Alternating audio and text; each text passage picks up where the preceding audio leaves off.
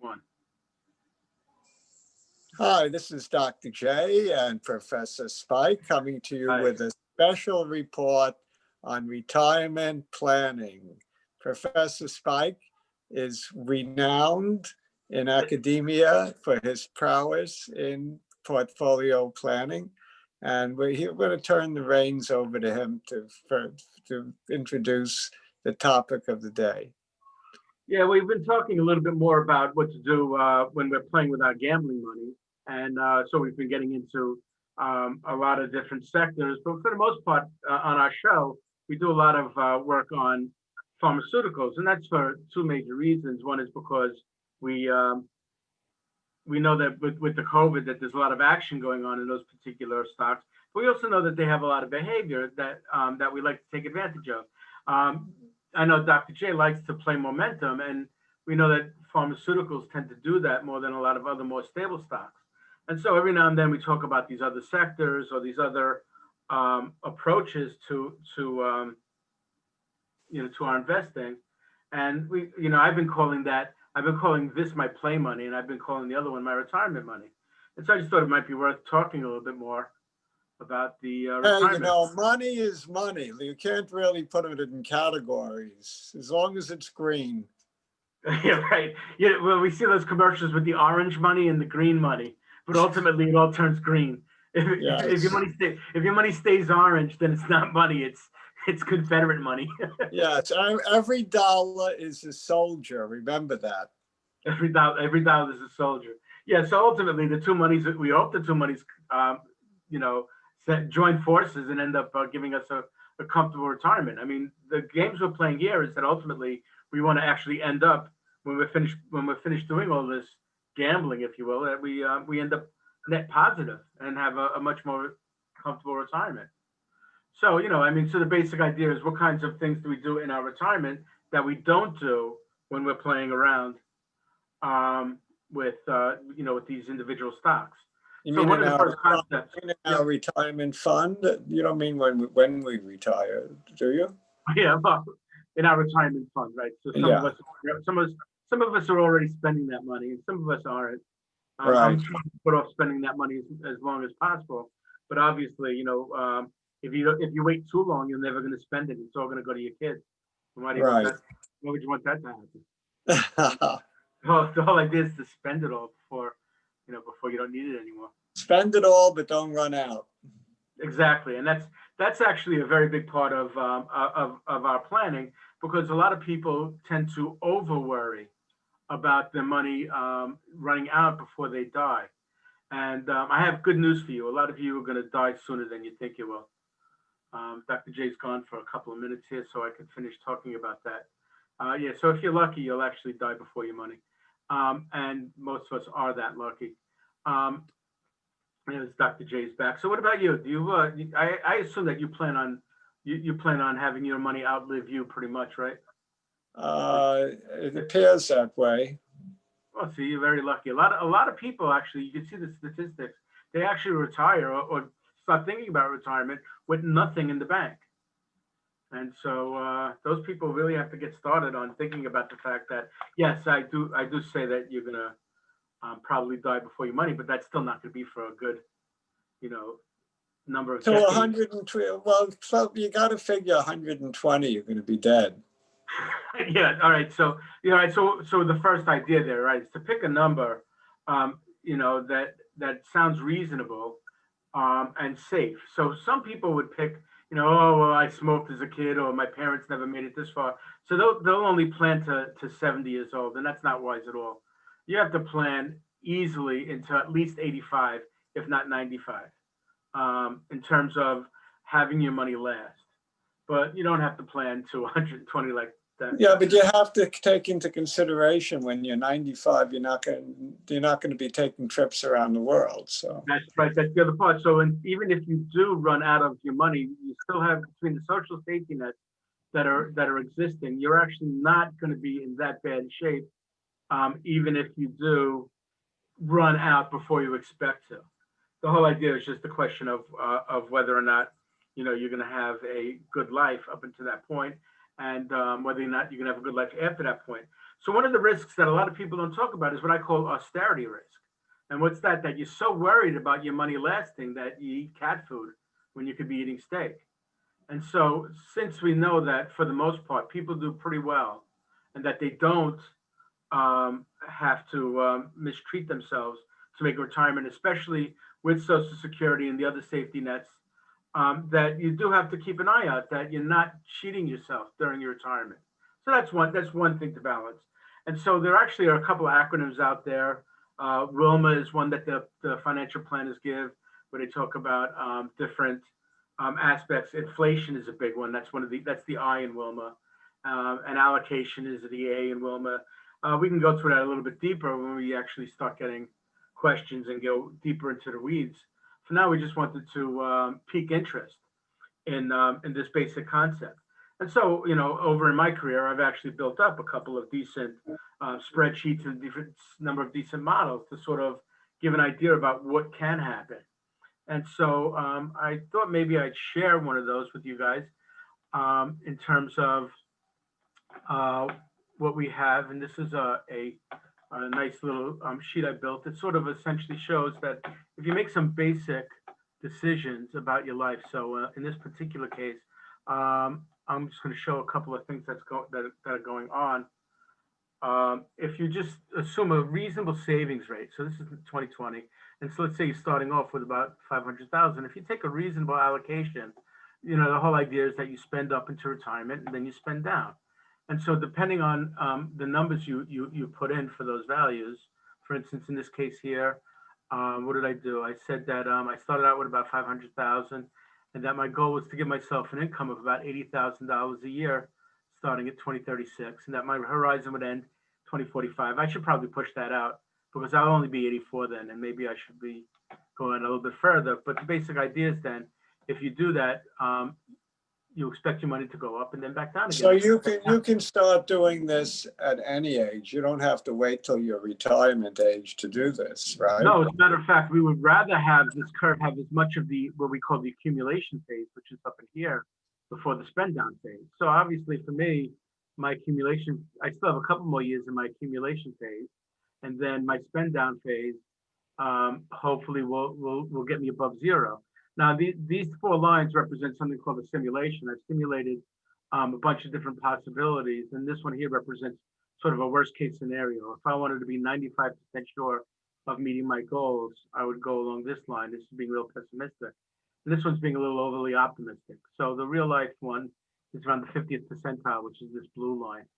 And so the question is, do I ever run out of money? And in this particular case, this red line does run out of money. And so in this particular case, of all the scenarios I checked, and I checked about 1,000 different future scenarios, in 89% of them, I was able to stay above water. But in 11% of them, or 10% of them, I actually ran out of money before 2020, before 2045. And so this is just what happens. So when I see a curve like this may be perfectly acceptable to some people. And they say, all right, what I have planned, $80,000 a year, is reasonable, inflation adjusted. And these tools that we have help us change the numbers. Well, what if I am more aggressive in my in my investments? What if then these curves spread because you get more risk, and then more good could happen, but more bad could happen? What happens if I decide to spend less? Well, then this line down here isn't so steep because you're spending less. And you could do this. I'm going to stop sharing this. So you could do something like that to get an idea of what the actual numbers are for your particular case.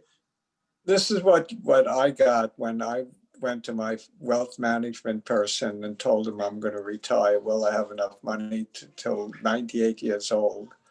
And he gave me a graph just like the one you just showed, worst case scenario and so on. Mm-hmm. And he figured a very conservative return of 4% a year. Right, because you want to be safe. Yeah.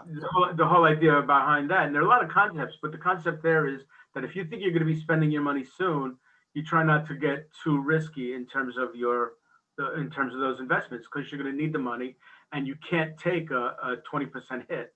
and He actually was move. figuring anywhere, different scenarios, I would get better return with more market, more assets for the stock market as opposed to less, up until Right. 50%, something.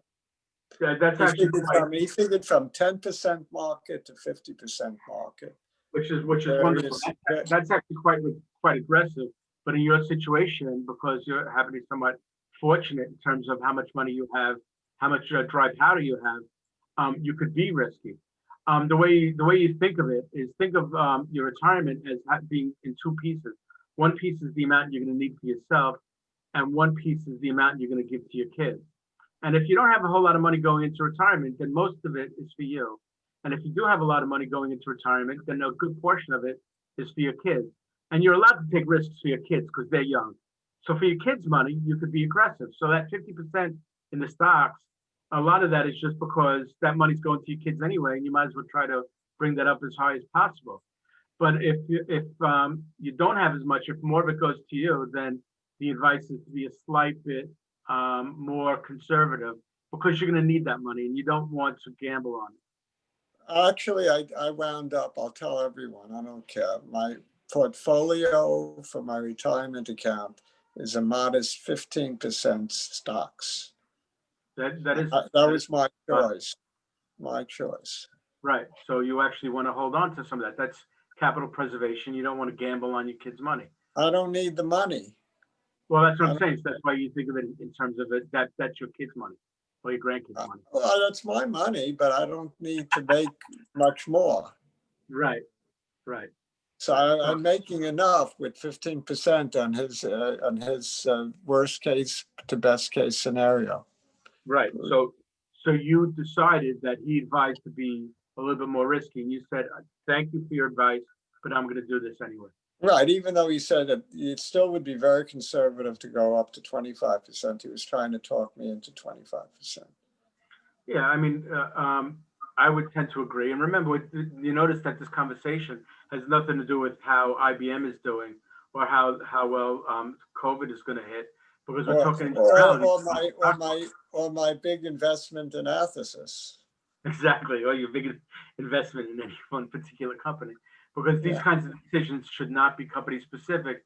Because if we're talking about the long haul, 15, 25 years from now, nobody's even going to know what Athesis is or was.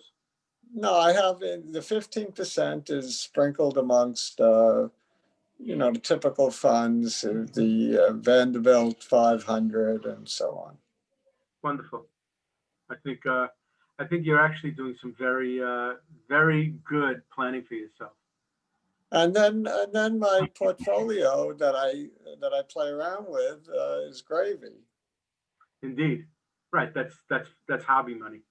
So well, I wouldn't call it hobby, hobby-ish, but I can still consider every dollar a soldier. So we don't like to go down to defeat. Right, but you do have you do have your infantrymen over in the front just line. that I'm 100% invested most of the time, and that. Right now I'm 15% cash, a little conservative. Actually, 15% cash. Yeah, that is quite conservative. So yeah. And what happens in this field is that you get more familiar with the numbers and what numbers make sense in terms of what your allocation is. That's why I keep saying I added some Amazon today. I added some Apple today because I have the cash, Right. So at some point you could characterize those soldiers as being retirement soldiers. Yeah, I don't want those soldiers to not work for me. No, they got to do something. Exactly. Yeah. Exactly. Well, I hope this piqued enough of everybody's interest that they might be interested in asking more questions and having a much deeper dive into these kinds of topics, because I think that would be a wonderful thing to add to our show. Yeah, we're going to do a show just on retirement planning, and hopefully people will come that have questions, because that's really where you thrive, is answering the questions. You can give a million scenarios, but they may or may not be relevant to a particular person. Right. Because everybody has their own situation and things do get somewhat complicated.